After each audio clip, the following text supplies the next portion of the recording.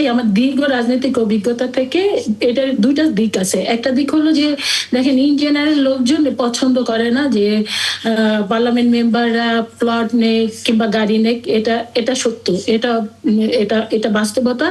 যে বাস্তবতা স্বীকার করে মাননীয় প্রধানমন্ত্রী সেটা আমলে নিয়েছেন এবং তিনি এটা আমি মনে করি যে দীর্ঘদিনের মানুষের যেই ছোট্ট আকারে ক্ষোভ ছিল সেই ক্ষোভটা নিরসন করেছেন যে এমপিরা কোনো প্লট নেবে না, এমপিরা কোনো গাড়ি নেবে না। কিন্তু বাস্তবতা হলো এটা, যেহেতু আমি পার্লামেন্টে 2001-এর পার্লামেন্টে ছিলাম, তখন আমি দেখেছি এবং 2008-এ আমি নির্বাচনও করেছি।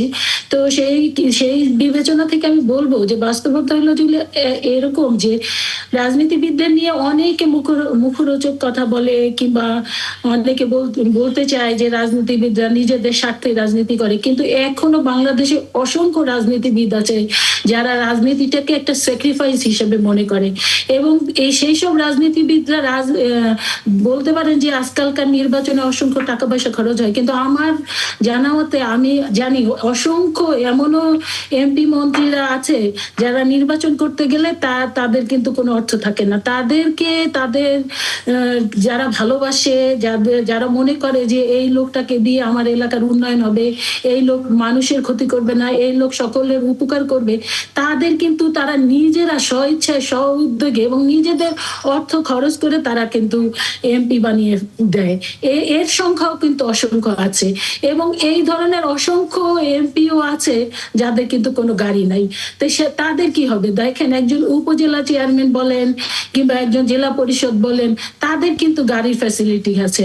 একজন এমপিও তো জনগণের প্রতিনিধি, তারও তো গাড়ির ফ্যাসিলিটি মানে থাকার দরকার আছে। এমনও অনেক এমপি আছে যাদের কোনো গাড়ি নাই, তারা চলতে গেলে অন্যের গাড়িতে অনেক সময় চলতে হয় অথবা গাড়ি ছাড়াই ভাড়া গাড়িতে, যেটা হাসনাত আব্দুল্লাহ বলেছে, ইটস ফ্যাক্ট, এটা সত্য। তো সেই দিক থেকে বিবেচনা করলে এটা কিন্তু কিছুটা এই ধরনের নিবেদিত প্রাণ এমপি মন্ত্রীদের জন্য কিন্তু এটা একটা তাহলে কি বলতে চান আপনি যে বিষয়টি একটু বিবেচনা রাখা উচিত? এটা নিতান্তই আমার ব্যক্তিগত মতামত, এটা আমার, আমি জানি আমার দল এটা না। আপনি কি একটু আপনি কি একটু ক্লিয়ার করবেন যে আপনারা কি শুল্কমুক্ত গাড়ি চান? Yes or no?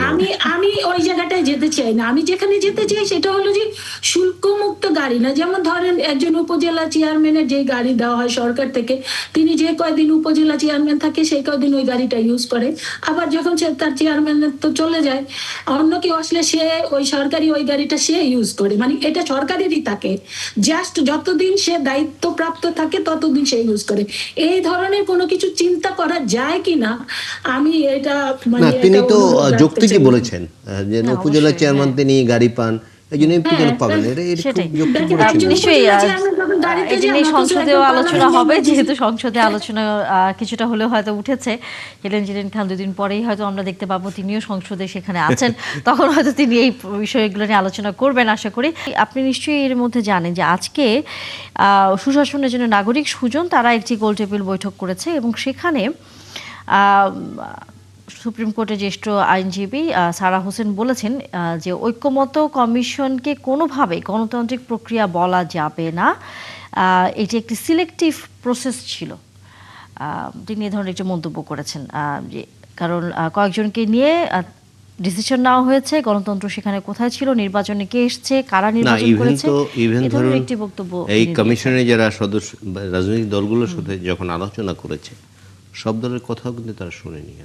এমন কথাও আছে, যেমন এই ঐক্যমত্য কমিশনে একটি দলের একজন সাধারণ সম্পাদক প্রায় যোগদান করতেন, তিনি আমার কাছে সরাসরি বলেছেন এবং অন এয়ার বলেছেন যে তারা যেসব প্রস্তাব করেছে অনেক কিছু রাখেনি, শেষ পর্যন্ত ঐক্যমত্য কমিশন নিজেদের ইচ্ছা মতো করে কি বলে যে রিপোর্ট দিয়েছে। এবং এটি তো আপনি তো জানেন, এটি সারা হোসেন কেন, এই যে একজন সরকারের একজন উপদেষ্টা ছিলেন, তিনিই তো বলেছেন যে ডিপ স্টেট ছিল, ডিপ স্টেট তাদেরকে 29 সাল পর্যন্ত ক্ষমতায় থাকতে এমন বলেছিল যে শেখ হাসিনা যতদিন মেয়াদ আছে সেই পর্যন্ত তাদের থাকতে বলেছে, কিন্তু তারা অনেক উদারতা দেখিয়েছে, উদারতা দেখিয়ে তারা জানেন। যে কারণে এখন এই যে ঐক্যমত্য কমিশনে যেসব সুপারিশ করেছে সব কিছুতে এখন আপনি দেখুন নানা রাজনৈতিক কাওয়াজ সৃষ্টি হয়েছে। যদি সব কিছুতে সবাই ঐক্যমত্য হতো এবং যদি একদম রাজনৈতিক দলগুলো কথার ভিত্তিতে রিপোর্ট দিত, তাহলে তো আজকে যে আমরা আশা করেছিলাম বাংলাদেশের সব আলোচনা পার্লামেন্টে হবে, বাট পার্লামেন্ট ছেড়ে কিন্তু সেটি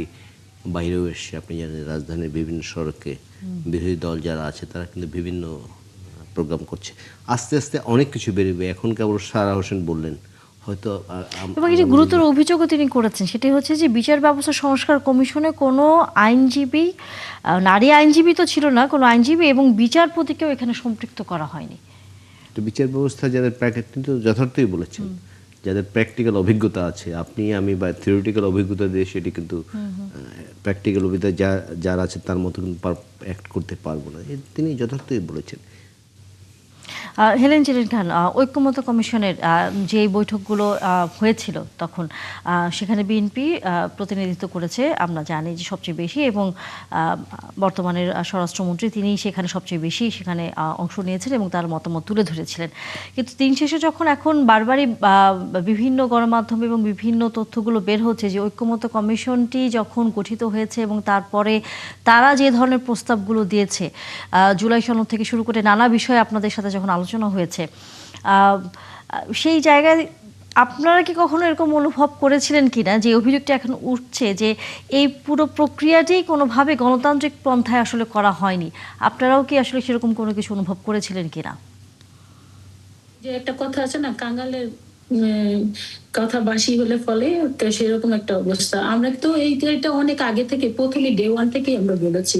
আপনারা জানেন যে দীর্ঘ বছর যাবত এখানে বিরাজনীতিকরণের একটা প্রক্রিয়া চলছে, সেটা সেই 1/11 থেকে শুরু হয়েছে এবং সেটার রেশ একদম লাস্টে যে 2000 আমরা যেটা দেখলাম 26 পর্যন্ত, ফেব্রুয়ারি পর্যন্ত এসে নির্বাচনের পূর্ব পর্যন্ত কিন্তু এটা টেনে নিয়ে আসা হলো। এই বিরাজনীতিকরণের একটা হয়েছিল যে তারা -2 করতে চেয়েছিল।